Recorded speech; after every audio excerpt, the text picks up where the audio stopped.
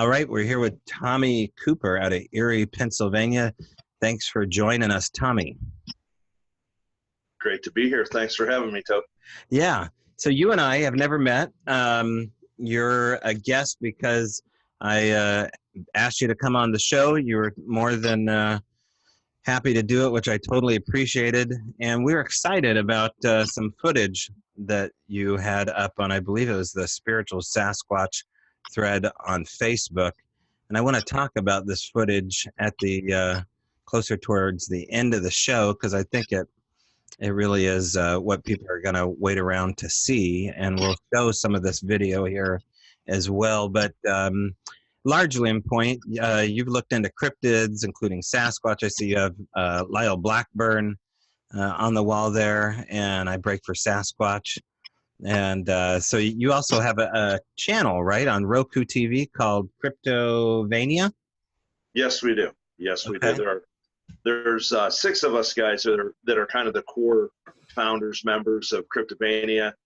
We do have the Roku streaming television channel, 24/7, 100% free channel on Roku. Anyone can install it at no charge. We've got 520 programs on our channel, a lot of peer-generated archives, a lot of stuff that we have gone out and researched and done ourselves.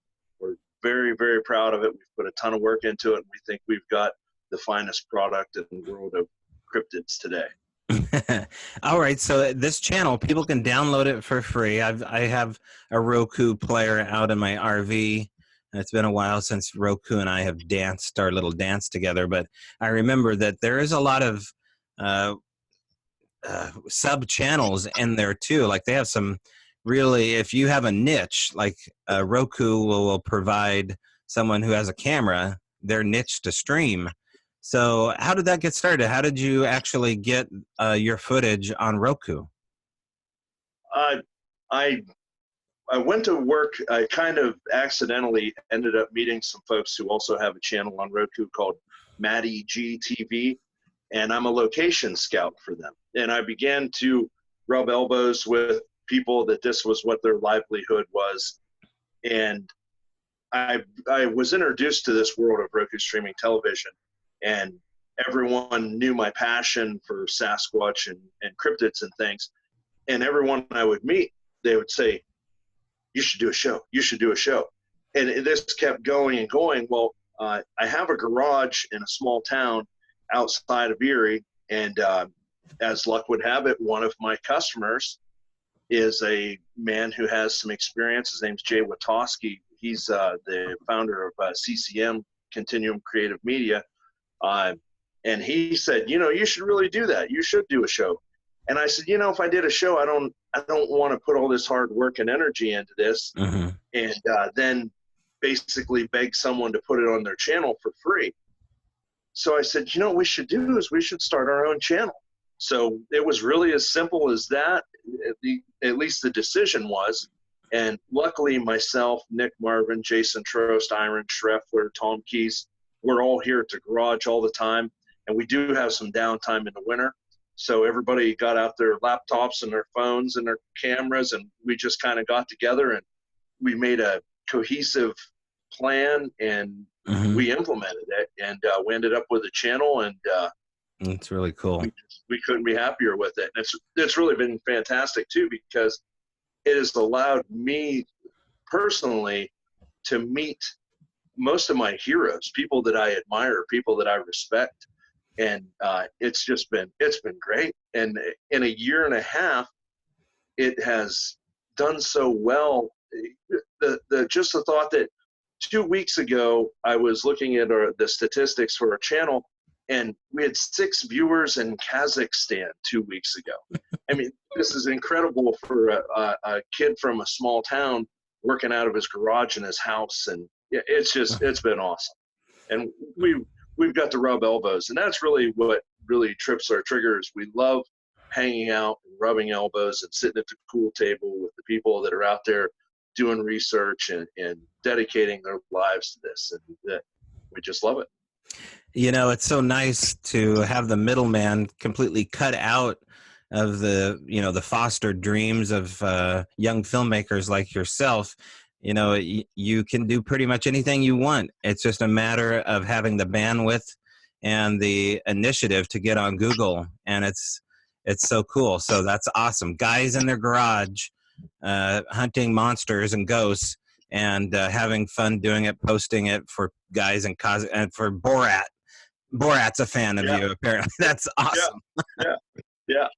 That's It's incredible. amazing. It's amazing when I meet someone who is just on top of the mountain. To me, they're the Mhm. pinnacle of a crypto researcher, and they tell me that, oh yeah, I watch Cryptovania. You've got some great stuff on there. I really like it. It blows my mind to hear people of this stature say things like that, especially when it's an idea that was really incubated with a bunch of guys standing around talking to each other, a bunch of group Right. of friends, and saying, let's do it, man. Let's just do it. Let's do it. And we did it. And so far, so good. And the future is looking great. Okay, so Erie, Pennsylvania has got a great name. It's a great name to start with, Erie, Pennsylvania. I think there was even a show back in maybe '90s about Erie, Pennsylvania, like a Amazing Stories type show. It was like a Before Stranger Things kind of deal. But you grew up on the East Coast in Pennsylvania, is that right?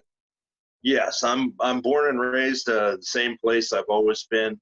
I'm on the northern edge of the Allegheny National Forest.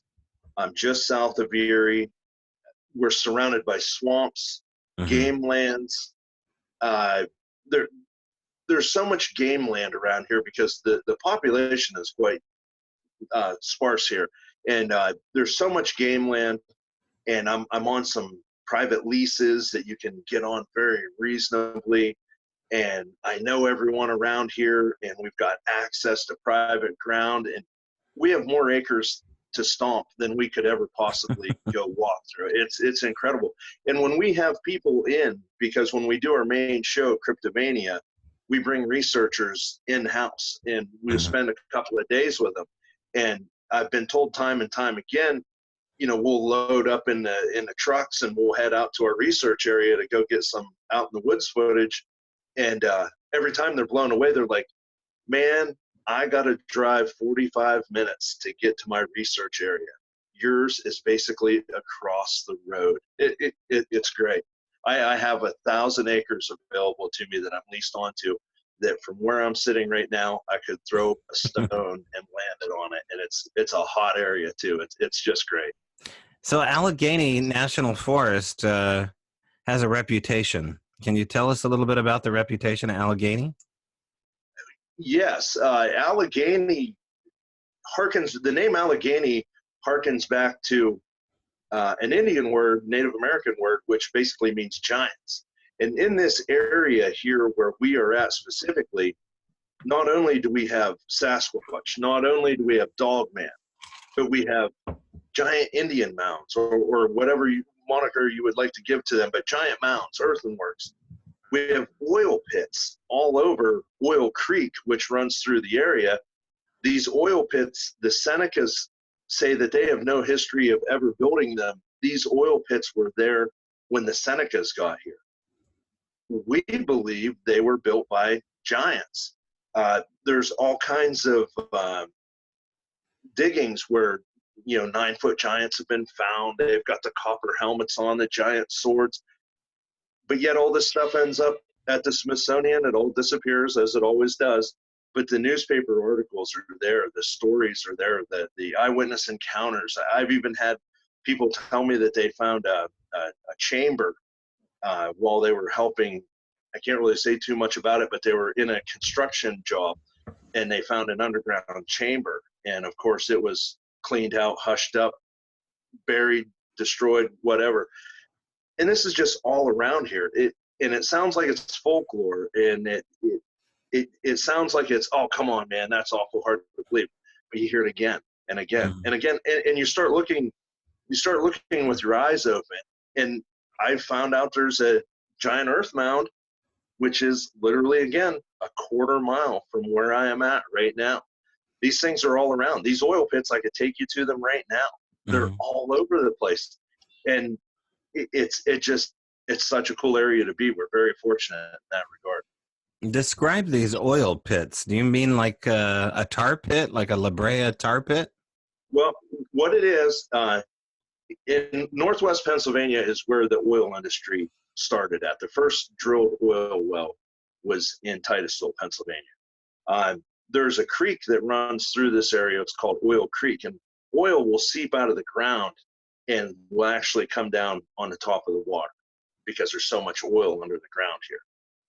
Well, there were these wooden timbers that lined these pits that hooked onto Oil Creek and created backwaters, and the oil would come inside these backwaters, and then it could be skimmed off, or no one really knows for sure what was done, how it was done. But the oil would come into these backwaters, into these pits that had timbers on the edges of them, and then the oil could be collected for whatever purpose. These timbers, oil on wood will preserve the wood for incredible amounts of time. And these pits are still there. In the Seneca, they may have used some oil for this or for that, but the magnitude, the amount of pits that there are alongside of Oil Creek is unbelievable. I mean, there was something massive going on. There was some good engineering, and there was a lot of demand for this oil, evidently. And it's something that no one really has any answer for that is definitive, but there was definitely a demand because there's definitely hundreds, if not thousands, of these pits. And if the Senecas didn't build them and they were here before the Seneca Indians were, then you tell me who did put them there. But I guarantee you that they're there. I could take you to them right now. They're all over the place. It's just one more mysterious, enigmatic thing about this area. It makes it such a great place to be for this field. What about the mounds? You're talking about these not burial mounds, but earth mounds. Are they in particular shapes that you'd kind of recognize, like out of the Ohio Serpent Mound kind of deal, or what? The one that comes to mind that's close by me, we're trying to figure out. We want to hit it with a drone. You know, we'd like to go over with a drone, and so we can get a better idea of what the shape is and what the alignment of it is. But it's an interesting thing. We actually have a show on our channel about it, and there are indeed people buried there with tombstones who were veterans of, you know, the War of 1812 or the Civil War or whatever. And then there's also Native Americans buried on this mound. And we remarked to the fact that what a beautiful idea that was. If you wanted to have something that would be preserved for a long, long time, if not forever, you could bury white people on it, who were veterans especially. You could bury Native Americans there, all this sort of thing. And once they're there, there's no way anybody's going to touch it. There's no way it's going to be dug into or anything. So who knows what might be under that? There could be giants in this mound as well. And it's in this fertile valley that's it sticks out so bad it's unbelievable, and it's right there in plain sight, and it gets, again, almost no attention. It's always been there, and it hardly ever gets thought. You go back in the newspapers, you'll find articles about it from a long time ago, and the whole thing just makes no sense. And what it means, I really don't know, but just like so many other things, even if I don't know what it is, I know it's there. What's the culture like in the town you live in? It's a smaller town, but you know, you have the outer city all around you, I'm sure. Are you a curious bunch as far as all these phenomena, or do people keep a closed mouth about it? Well, we have the benefit of being well known in the community. And so if a story is going to get told to anyone, it's going to be to us, the guys at Cryptovania. So that's really cool. And the local people and the semi-local people, we have a reputation that we're trustworthy. So therefore, really, I'd have to say we get the most amazing stories. And you know, I'm always sworn that don't you ever put my name with this, or don't say where this was exactly. But I get the most amazing stories. One of my favorites was a guy who I knew this, and it wasn't my business, but this guy was actually growing marijuana in the woods, and he was tending it at night. So he was engaging in highly illegal activity, and he had a face-to-face with a Sasquatch, he and his partner, and they were armed to the teeth and everything, and he was so scared that they never even thought to pull their guns. My favorite part about it was he was telling the story 3 days later. He started crying while he's telling the story. So there's this rough, tough guy that's engaged in nefarious activity, and he's crying telling his story. People aren't going to make this up. This is not, someone's not going to LARP something like that, and it just, they stand to gain nothing. Mm-hmm. Did you say LARP? Yes. Like live action role play? Yeah, they're not going to LARP a Sasquatch. I've never heard that term associated with hoaxing before. I like that. You're a LARPer.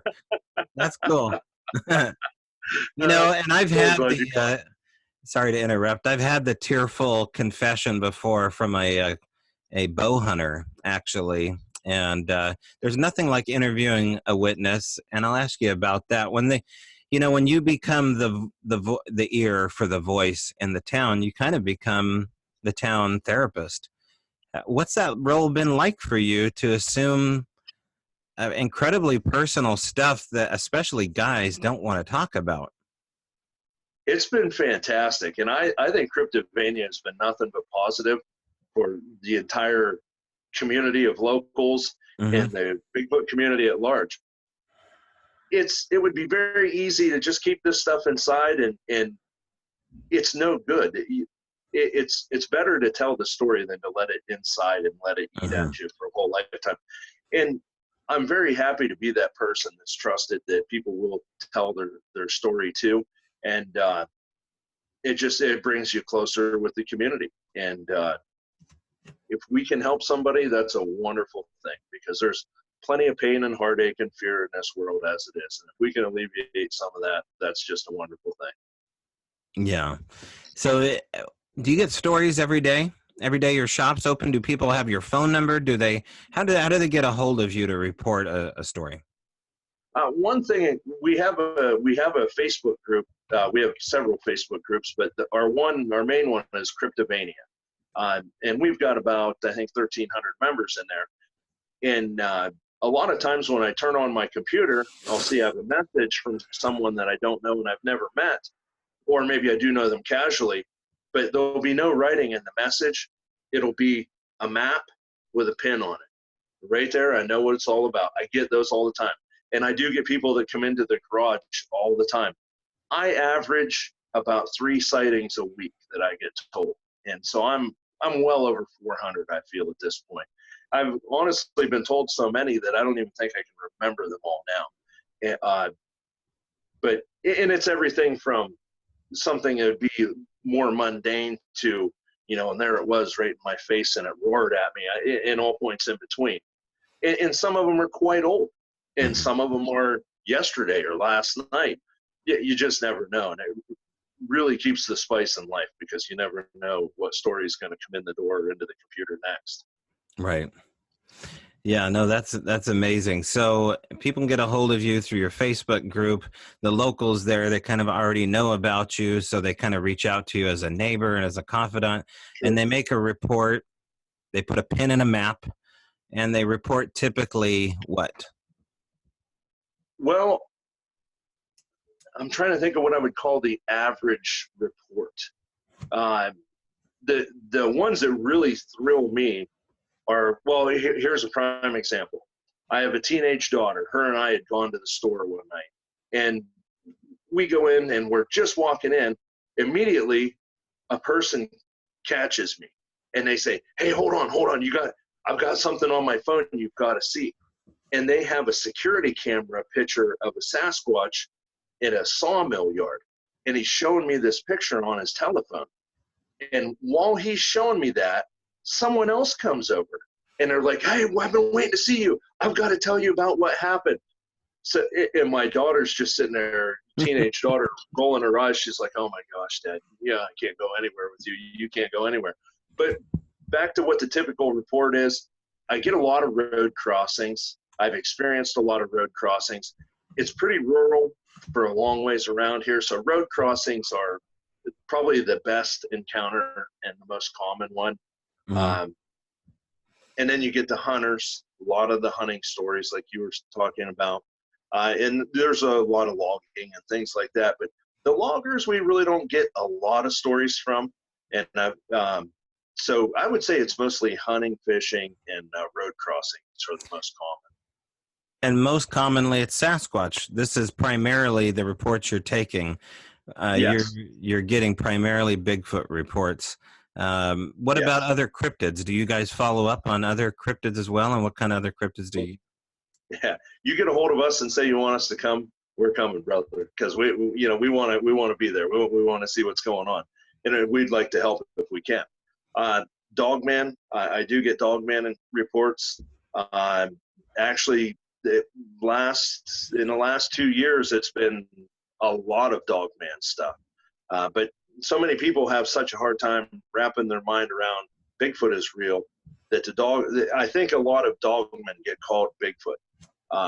It seems to be, because I think it's so hard to swallow that Bigfoot's real that Dogman's just a step too far out for a lot of average people. But and you get the UFOs, and you get the orbs, and you get I don't really call them cryptids, but mountain lions, black panthers. We get a lot of those too. And anything somebody wants to talk to us about, we're happy to talk to them, and we're happy to investigate. Is there anything that you won't look into? Anything, if a person were to get into anything, that we try to steer clear of anything that is apolitical or be religious, because those are the two things. And it doesn't matter what the religion and it doesn't matter what the politics are, but we try to steer clear of those two things. And sometimes it's a fine line with the cryptid stuff, because there is certainly the spiritual aspect to it, and we're not denying that, but we also don't want to alienate anyone by defining what our belief set is and all that sort of thing. So therefore, out of respect to everyone who may be participating in our stuff, we just try to avoid that end of it. Again, not to deny the reality of the spirituality of it and all that sort of thing. All of us have tremendous respect for that, but it's just not our thing. So we steer clear of it to the best of our ability. Yeah, a wise move. What about as far as the phenomena is concerned? Someone makes a report of something that sounds like it's incredibly dark. Do you guys go right in head first and check out the nature of it? I have to say, actually, we do usually. Yeah. If someone would go through all the trouble to contact us and they're not more than a few hours away, we're going to come, because we respect and appreciate the step they've taken to contact us. Right. So, and we're almost like a rapid response team on anything that happens, say, within an hour from where we are. I've had people call me, and we've been there, like, literally, we're leaving in 10 minutes and we're on our way. What's one of the oddest cases that you've looked into? Probably one of the oddest ones is actually an event that I was at, myself, Nick Marvin, and our dear friend that passed away, Rich Elslager. We actually went out one night, and we were way back in a hayfield. It was kind of a long rectangular hayfield, and we were back in the corner of it, and there was an old, what they call a sugar shack. It's an old tin building where people would make maple syrup at, and it was dilapidated and it wasn't being used or anything. But it was a tin building. Well, we're back there in this field, and we had hit several spots that night, and there was a storm rolling in, so we had to keep going lower and lower, trying to avoid the wind, because the wind was messing up what we were doing. So we were in there, and we were about ready to call it a night. And I said, let me throw a couple of vocalizations out here before we go. So I did a vocalization, and immediately it sounded like a robin was chirping at us to our left. And I said to Nick, I was like, how about that, man? That's pretty wild. He goes, yeah, I was thinking the same thing. I was like, let me throw another vocalization. I throw another vocalization, and in the woods, we get hundreds of red lights coming out of the woods, like just lights manifesting all through the woods. And we're standing there trying to figure out what are we looking at. And then we start getting a smashing off the side of the tin shed that was the old sugar house. And we hung in there like troopers. We stayed there. But, you know, this was kind of a on a whim thing. Mm-hmm. I mean, we didn't have a camera with us. We didn't have a light with us. We were just three knuckleheads out goofing around one night doing what we do, which is going out and yelling for Sasquatch and stuff. And we had all this success and all these lights in the woods and everything. And there we stood. We couldn't record it or really document it other than give our firsthand account. Mm-hmm. And it was really intense. The lights, the amount of lights was just incredible. And what they were, again, I have no idea. The tin shed, we went back and we found it looked like a giant handprint smashed and dented into the side of the shed. Mm-hmm. I took pictures of that, of course, because the next time and every time thereafter when I go there, I'll have a camera. But that was one of the weirder ones. I've never had missing time that I'm aware of. I get, you know, the feeling of I need to get out of here. You know, sometimes I'll get that. But really, as far as a manifestation of anything, the colored lights really seem to be the weirdest thing that we encounter regularly. Yeah, we're going to talk more about those lights, and I'm curious about not only your video, but your opinion of the red lights and the video you have here. We're here today, of course, with my special guest, Tommy Cooper of Cryptovania TV. You can find him on Facebook and Roku. We're going to take a short break here, Tommy. We're going to come back and show this video, though, so I'm excited to be able to air that. And, of course, you don't mind if I air it, do you? How about it? Happy Okay. to have you here. Okay. All right. We'll be right back, folks. All right. So I'm going to just leave it recording here for a second. All right, okay, let's start recording here again. I'm going to have us back on here in 3, 2, 1. All right. We're back with Tommy Cooper. Thanks again for joining us, Tommy. Sure. So the lights, we spoke a little bit about the red lights that you saw. You saw hundreds of these red lights start to illuminate, and then immediately what seemed like Sasquatch interaction on or near you. In fact, I think you even said you saw a handprint. So one of our theories out of Washington here, in particular, the cabin where we seem to have interaction in our backyard, is that the lights are somehow connected to the phenomena, for better or for worse. We don't know the nature of the relationship, but maybe there's an exact relationship to it all. I know that Joe Hauser, who owns the Montana Vortex, has some incredible footage of actually asking a Sasquatch to show its true form, and then videos that night of an orb turning into a Sasquatch. So maybe that's the case. I don't know. It hasn't been proven to me, but when I wandered onto Facebook and I saw your video, it's one of the most compelling pieces of footage, to the point where I'll just be a straight shooter. It was either a hoax or it was the real thing. There was no ambiguity to any of it. It wasn't a mistake. It wasn't the moon. It wasn't lens flare. So before we show this footage here, describe the moment, how you even shot this footage and what you shot it with. Let me give you the setup to this, because this is such a chain of coincidences. You're going to love this. Okay. I'm at work one day at my humble garage, and an older gentleman comes in, and I've never seen this guy before. I don't know this man. And he comes in, and he says, "Are you Tommy Cooper?" I said, "Yes, I am." He leans over the counter, he gets real close to me, he says, "Do you believe in Sasquatch?" And I said, "Well, yes, I do." He goes, "Well, I have something I'd like to show you." And I said, "Well, I'd love to see it." He said, "Can we go somewhere and be alone?" I said, "Yes." So we went. He has a game camera picture of what I think looks an awful lot like Sasquatch on all fours. Some people think it looks like a bear. I think it looks like it's knuckle walking, et cetera, et cetera. But he has this picture, and he's pretty weirded out by it. Well, he doesn't even live, he's probably an hour away. For whatever reason, he always comes to this certain store, and that's where he got his picture developed. After he gets his picture developed, he's standing there looking at it. The security guard comes up to him. He said, "What's that?" He goes, "I don't know. It looks like a Sasquatch." Security guard said, "It sure does." He said, "You need to go talk to Tommy Cooper right now." And the guy drove out, and that was the first time I met him. Well, he had his game camera set up in the woods, and it was stolen. He has a lot of land. Well, his game camera was stolen, so he thought.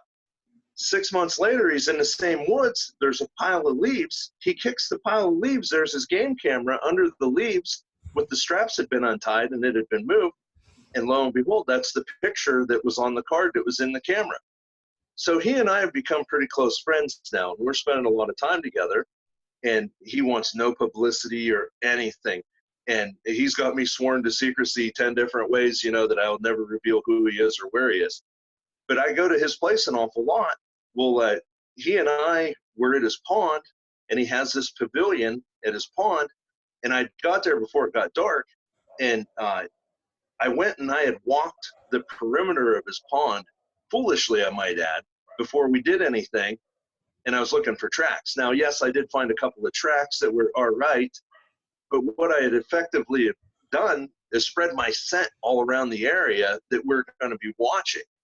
So we're hanging out in, I've got my night vision out. It's Bushnell Digital Night Vision. And I'm just scanning back and forth. And he and I are sitting there talking. It's just a normal night. We didn't want to do anything out of the ordinary.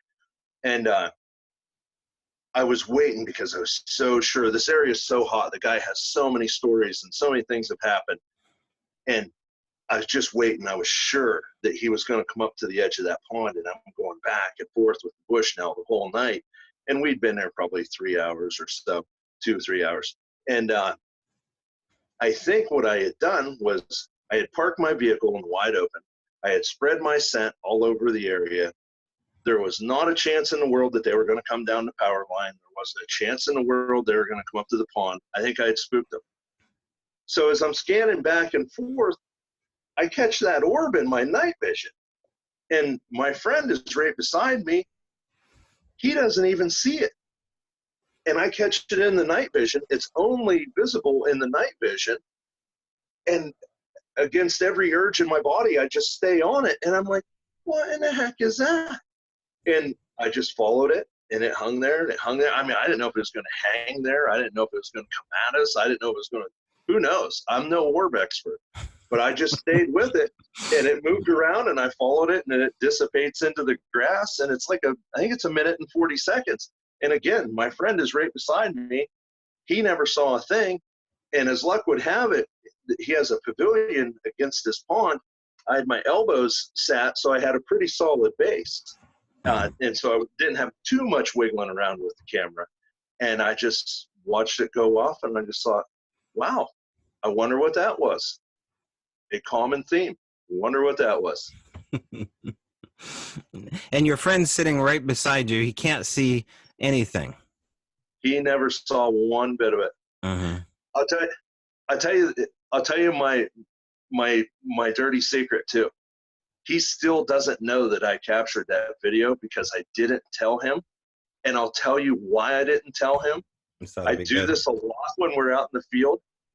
When strange, weird, crazy things happen, a lot of times I won't make mention of it because I'm afraid that I'm going to either lose my research partner or I'm going to lose my area. And I don't want to do either one of those. So sometimes I just don't say. So as you're watching this, you're so self-composed that he couldn't figure out that something incredible was in your viewfinder? You know, I get scared all the time. Mm-hmm. I get terrified from time to time. For whatever reason, this event, it didn't scare me. There's no way it was more than 15 foot away. I would guess it was probably 10 to 12 foot away. But for whatever reason, it just didn't seem. I personally, like, if I were to go to the more far outside of it, I think I followed the area with my scent, and I think that somehow whatever life force we're looking for or whatever, I think it had become that orb, and it had come in on us to see who I was and what we were about. And I think it was observing us the same way we were trying to observe it. And it doesn't make a lot of sense, but that's the most sensible thing I can come up with. But it did not seem threatening. It didn't seem threatening or intimidating. It was just kind of there. And then it just kind of went. Wow. It's incredible. It's incredible footage. There's a lot of okay and a lot of really bad footage. But this is, like you said, really up close. It's over a minute long. It's very solid. I even thought it was a FLIR because it's so crisp in the corners. You can really see what would look like the hot area. But how big do you think this object was? I would say maybe object's the bad word. How big do you think this light being was? Like the rubber kickballs from elementary school, like bigger than a basketball. I would say bigger than, like maybe slightly smaller than a medicine ball, maybe. About that size. Did you ever peek out from your viewfinder to see? No, I was so afraid I'd lose the shot that I would not come away from that camera, because there was just whatever this anomaly is and was. I knew that was not something that is often caught on film. I was actually overjoyed that I had the presence of mind to start recording, and I surprised the rest of the guys at Cryptovania when I started telling them the story, and they said, "Did you record it?" I said, "Yeah, I did. I got it recorded." And they're like, "Really?" And so that was cool. But yeah, it was one of the stranger things I've encountered, for sure. Okay, let's get to it here.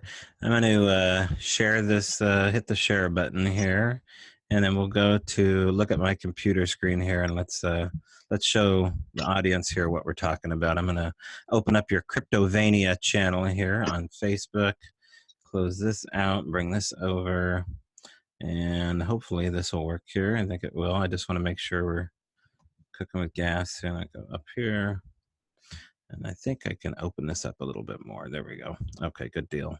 And I think I can even do this. Oh, is it going to be over there? Let's try that again. Okay, well, it's going to be a smaller view here, but we can still look. Now, describe what we're seeing here.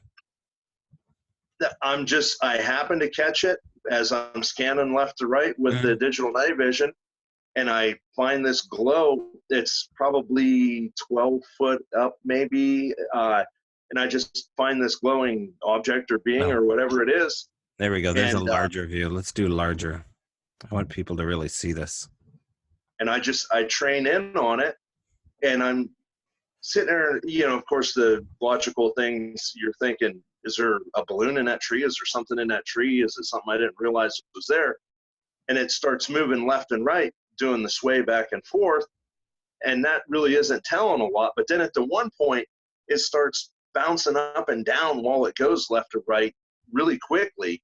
And then at that point, I knew that this wasn't something average or normal. And I just thought, boy, I don't know what this is, but I just need to stay on it. Yeah. Okay, we'll watch the whole video here, and we'll come back to it. It's pretty incredible. And it's touching down, and then you lose it right there. Yep, the object on the right hand side, the up and down object there, that's actually one of the beams of the pavilion I was in. Okay. It goes behind the beam and it's gone.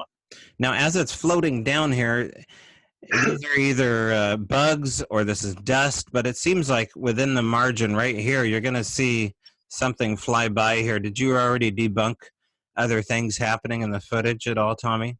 No, I have not. Okay. Bugs would be entirely possible, and so would whatever else.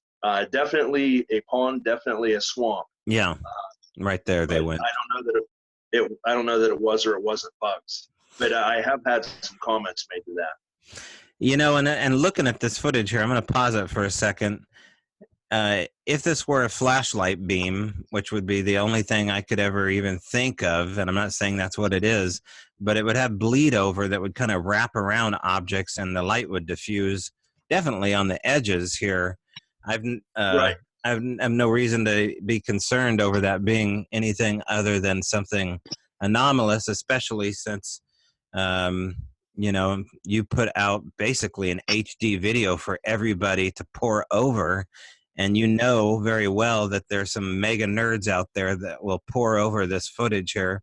And it should be poured over because Sure. when you have the Sure. real thing, it's better for you to have people pour their best work at it to try to debunk it. It just makes your stuff so much more solid. And so that's why it's so cool.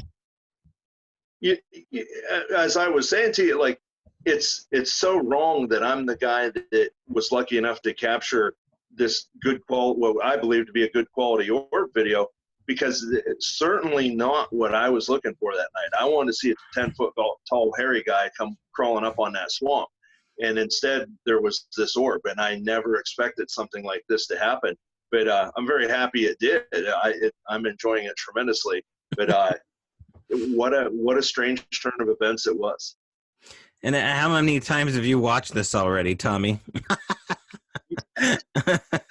Enough that I can give you pretty good commentary on it, like when it does what. So, well, they're so hard to catch on video. I mean, it's as hard to catch these on video as anything Sasquatch or UFO related.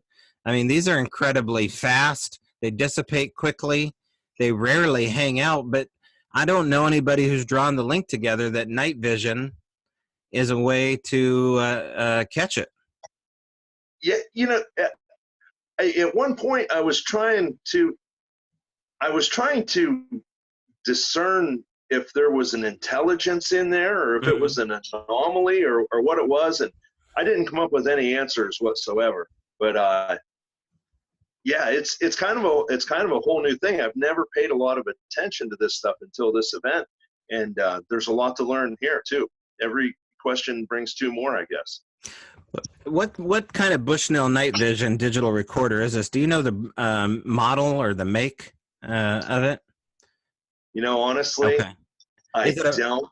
Is it a monoscope or does it show two? Yes. Okay. It's a mono. Yes. Okay, gotcha. Okay, nice. Well, I bet you probably won't leave home without that for a while. Oh, I have fallen in love with that bush. Yeah. Yeah, and actually, Nick and I were in the woods the other night. We drove into the woods and found the darkest place we could find. I have a truck with an extended cab on it, and we were testing how well it would do through glass with the windows up, because we were thinking about doing a thing where I go and camp out in the woods in the back of my truck and make it look like my truck's abandoned, and then try to record through the side windows. So yeah, we're definitely pretty excited with Bushnell now. That is the best thing we've ever gotten on it for sure. Now, Tommy, when it, I'm going to back up here. When it starts swaying like it is and it starts floating down, do you remember if there was anything that changed between what you guys were doing or talking about, or any other noises? Have you tried to piece together maybe why this thing behaves differently suddenly? Well, I haven't discussed this with anyone, so this will be the first time. But as I was looking at it through the scope, through the camera, when it was sitting there and it was just kind of swaying back and forth, I thought to myself, I was like, come on, you son of a gun, do something crazy, move or something, so I know that this is something really far out and wild and out of the ordinary. And right after I thought that, I'm not saying that caused it, but right after I thought that, it started bouncing around like semi-violently, and then it drifted down the tree and away it went through the grass.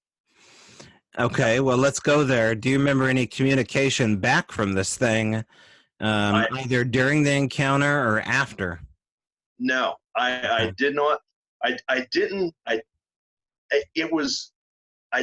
feel like there was any communication back, because I was trying to be like water. I was just trying to be there and just absorb this and see what was going on, and be objective about the whole thing, and not have any preconceived notions. But the only thing I can remember being different is me just thinking, man, I wish that thing would start moving so I would know that it was an orb or it's a whatever. And whether or not that caused it, I couldn't say. I don't have any idea. But I did not feel like there was any communication coming back to me from it. Yeah. Wow. It's I've only seen it on my phone, so this is the first time that I've seen it up on the big screen. So it's really clear, and it's exciting to look at. That's why I showed it 24 times in the last 5 minutes here. Yeah. That I can't get over how close that was. I mean, there is just no way that thing, there's no way it was more than 20 foot away. I'm saying it was 12 foot, I would guess. It was very, very close. So have you gone back to try to film it again? The situation being what it is, I have to kind of wait to hear from my friend, and I can go when he says I can go. And I'm very excited to go back there again because there's so much that's happened back there. This person, he's accidentally been gifting these things for years, and he never realized it until I pointed it out to him what was going on and stuff. And then I would say, well, is this happening? Is that happening? You ever have this? You ever have that? He's like, yes, yes, yes, yes, yes. He's like, what is that? I was like, dude, you got a tribe of Sasquatch living behind your house, man. Oh, you think? You tell me, man. You tell me. You got orbs flying around. You got deer with their necks broke laid outside of your front door. You've got the bear chasing deer on 2 legs while your family's here. They see it running across. You've got a power line. You've got a swamp. You've got a river. You've got a railroad bed. You've got mountain laurel. You've got every kind of berry. You've got coal mines on your property. I'm like, what more do you want, man? If there's any place these things could be, this is it. Yeah, that's incredible. No, boy, yeah, he's in a lot of denial if he denies that list you just gave me. So this is the same guy that was standing next to you while you filmed this orb? Yes. Yes. So he knows that there's UFOs or orbs or whatever we're going to call these out there. The guy's from a different generation. Okay. And I don't know where he really stands on things, because some of the older folks they play a little closer to the vest, and they may not elaborate what they know or don't know or believe or don't believe. I'm very thrilled to be in this very small group of trusted people that this person has.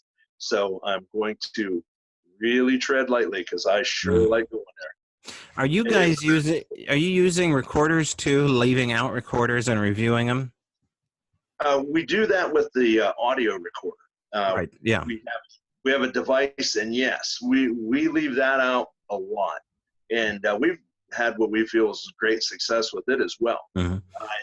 Honestly, where we're at, I think Pennsylvania is one of the best places you could possibly be in. I couldn't imagine it being much better. You can really pick a direction and go and find something. And it's more uncommon for us to leave the recorder out and get nothing or very little than it is to put it out and get something tremendous. We get a lot of tremendous audio. And unfortunately, audio is usually very inconclusive to most people, but that's okay. We're not doing it for other people. We're doing it for ourselves, because this is what we like. What kind of sounds do you get that don't exactly fit the nature around the recorder, i.e., sounds that are completely anomalous, that don't fit into the situation you're looking for? Do you get any sounds like that? The holy grail of what we're looking for on audio we have not gotten, and that is samurai chatter. We want samurai chatter. Specifically, I want samurai chatter. I haven't gotten that yet, but we have gotten the Ohio howl type of vocalizations. We've got the whoops. We've got the tree knocks. We've got like a tree knock off of a metal guardrail, and it just, when you listen to it, I mean, you about jump out of your skin the first time you hear it, because you're listening, and bam, it's so loud. But the nice thing about that particular incident is, again, that was a customer at the garage. He come in and he described to me exactly where this place was, and he said there was one standing beside the road, and it dropped down over the bank. Well, a week and a half later, he saw the same one or another one in the same spot on the other side of the road. And we're coming over with the recorder, and so we put the recorder out, and we got a lot of good sounds in there. And it was in a valley, so the acoustics were fantastic. But the thing on the guardrail, it couldn't be It literally sounded like somebody smacked a steel guardrail with a piece of pipe. It was so hard and so powerful. And the recorder, honestly, was 5 foot off of the road that night. We had left it right beside the guardrail. And with the audio recorder, this is probably the most craziest thing with it. We'll take that sucker out and we'll set that thing in the swamp, and it'll start recording. You'll hear us putting it together, and then we'll say, you know, we're at Granny Swamp and it's January 19th or whatever, and then we walk away. I couldn't tell you how many times within 10 minutes of us leaving the recorder, you hear bipedal walking come to the recorder. Even when we put it out at night, we put it out under complete darkness, and these things come right to the recorder. It's a camouflage tube.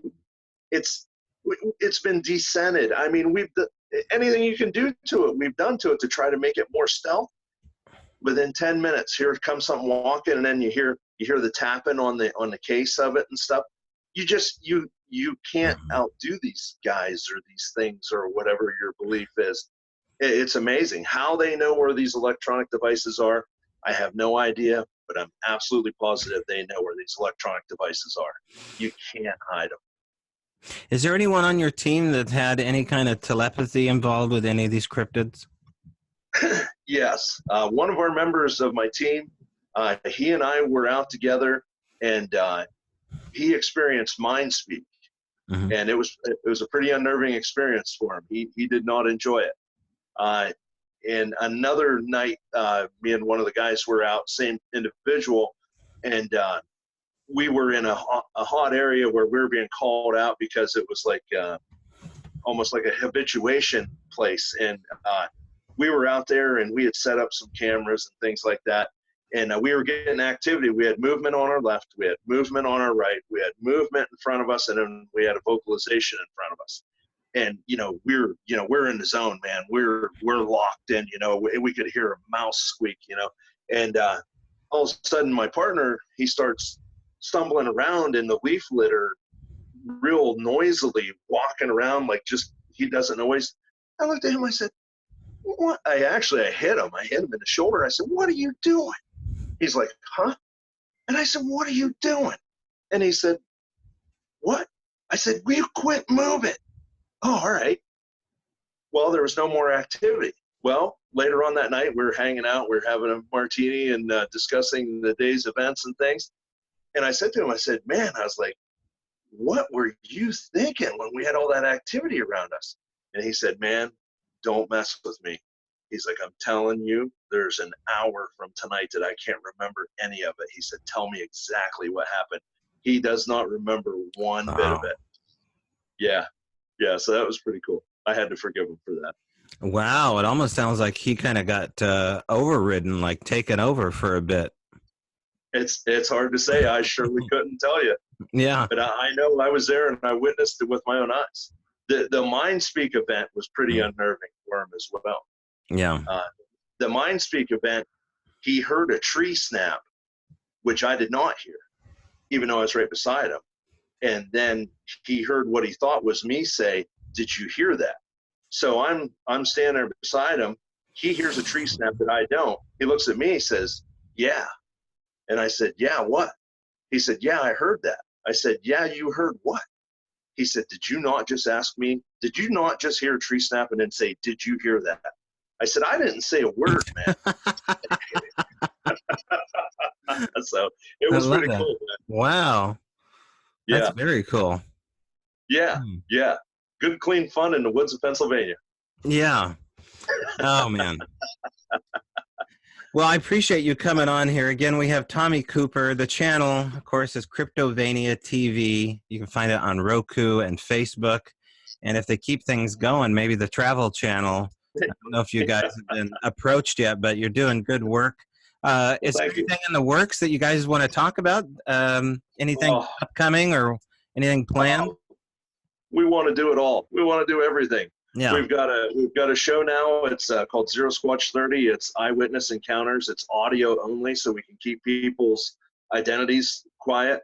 That's doing very well. We have Cryptovania season 2's coming out. We have Three Beers at Ray's, which is our podcast that we do via Skype.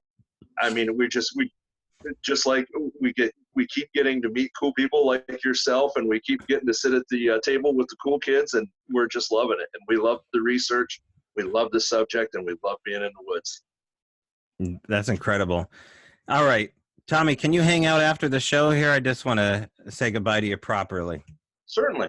All right. Thanks Thanks again for joining us, and we'll see you next week, folks.